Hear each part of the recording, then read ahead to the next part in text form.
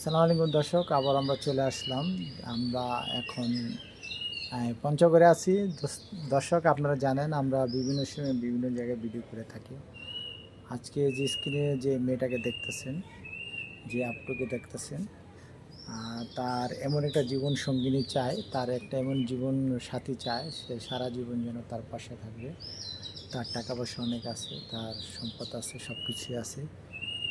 আমাদের স্ক্রিনে সবসময় নাম্বার দেওয়া থাকে, যদি কোনো হৃদয়বান ব্যক্তিকে ভালো লাগে তখন তাকে পছন্দ করেন, নাম্বারে যোগাযোগ করবেন, তাকে পাবেন। তো তার আগে আমি কিছু কথা বলবো, যে আপুর সাথে কিছু প্রশ্ন করব, আপু জবাব দিবে। আপু, আসসালামু আলাইকুম। ওয়ালাইকুম আসসালাম।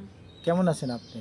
আলহামদুলিল্লাহ ভালো আছি। আপনি কেমন আছেন? আমিও ভালো আছি। আপু, এই একটা কথা কি, যে মনে করেন এই আপনি কি ধরনের জীবন সঙ্গিনী চান? আপনি আমাদের এখানে আসছেন, বলেন জীবন সঙ্গিনী।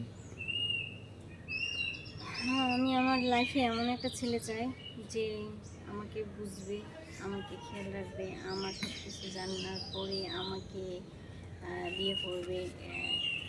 এমন একটা ছেলে চাই যে গোপন ছেলে, যে নেশা করবে না, কোনো দ্রব্য পান করবে না, কোনো নারীর প্রতি আসক্ত থাকবে না, এরকম ছেলে চাই। যে কখনো তার মধ্যে হিংসা থাকবে না, সে দেখতে অসুন্দর হোক, তো কালো হোক, যেমনটাই হোক না কেন, যে শুধু আমাকে বুঝবে, আমার ফ্যামিলি, আমার সব কিছুর দায়িত্ব নেবে। আমি তাকে যৌতুক দিব না এবং তার কাছ থেকে কোনো কিছু নেব না, নিয়ে আমি তাকে বিয়ে করবো না, এটা আমার ইচ্ছা। কারণ যৌতুক দেওয়া নেওয়া দণ্ডনীয় অপরাধ, এটা আমরা সবাই জেনে থাকি, যার কারণে আমি যৌতুক নেব না এবং কি যৌতুক দিব না। তবে ছেলেটা এমন একটা মনের মানুষ হতে হবে যে ছেলে গরিব ঘরের হোক, কালো হোক, কুৎসিত হোক, সমস্যা নাই, তবে ছেলেটা আমার মনের মতো হতে হবে। ছেলেটা ভদ্র হতে হবে, 5 ওয়াক্ত নামাজ পড়তে হবে, ছেলের মধ্যে কখনো হিংসা থাকবে না। সে এরকম ছেলেকে আমি পছন্দ করি, বা এরকম ছেলে একটা আমার জীবনের লাইফে আসুক।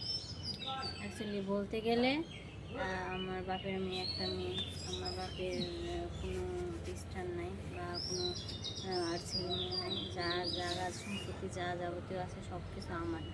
আমি যাকে বিয়ে করবো আমি মনে করি আমার মানে তার। আমাকে যদি সে বিয়ে করে তাহলে আমার মানে তো তার হবে, এটাই তো স্বাভাবিক, তাই না?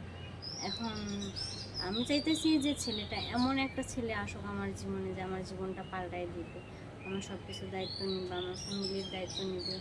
এই যে যেমন দায়িত্ব বলতে কি একবার আহামরি কঠিন যে কোনো কিছু তা না। আমাদের জায়গা জমি আছে, এগুলো তো সব কিছু মানে কামলা দিয়ে খাটাই, কামলারাই কাজ করবে, ওরাই সব কিছুই করবে। আর শুধু বাগান আছে, বাগানটা দেখাশোনার দায়িত্ব নিবে, পুকুর আছে, পুকুরে মাছ চাষ করি, এটা দায়িত্ব নিবে, এইরকম এই দায়িত্বগুলো নিবে। এরকম একটা যোগ্যবান ছেলে চাই আমার লাইফে, যে বিনা স্বার্থে বিনা অর্থে আমাকে ভালোবাসবে।